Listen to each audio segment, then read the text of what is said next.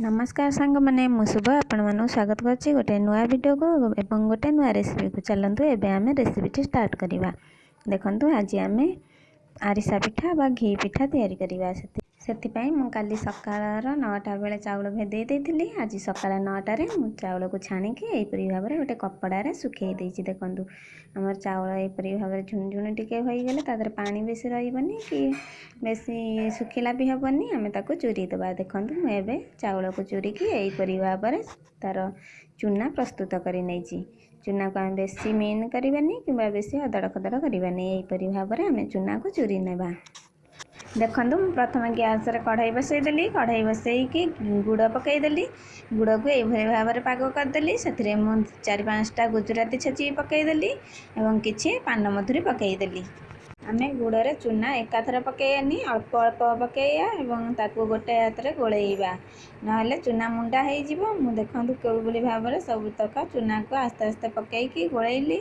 देखंतु एबे हमर पिठा पई आण प्रस्तुत होई गेलानी। चलतु आकु एबे आमे शीतल करि नवा। देखंतु मु एठी गोटे कदली पत्र को भल भाव रे धोई की ताकू सुकाई देइथिली। सेथिरे एबे मु तेल मार देली।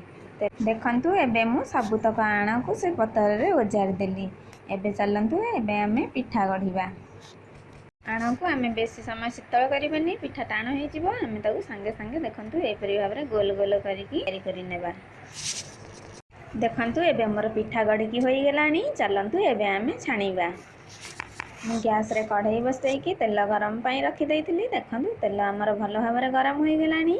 मु एबे गैस को मीडियम रे रखी की पिठा सब छाणी नेबी। देखंतु एबे मोर पिठा गोटे पट होई गेलानी। मु ताको आर पट को उल्टेई नेउछि। आमे पिठा गड़िला बेले पिठा पाखरे रही की आमे भल भाव रे देखी की पिठा को सेकिबा। देखंतु आमे पिठा को बेसी टाण करके सेकिबानी, पिठा बेसी टाण हेई जिवो। सेति पई देखंतु एबे हमर पिठा सेकी के होई गेला। चलंतु एबे आमे पिठा को सब बाहर करि नेबा कढ़ाई मध्यरु। देखंतु मु ए पिठा को कढ़ाई मध्यन बाहर कर नउछि। केते सुंदर भाव रे पिठा हमर सब बनि जाईछि।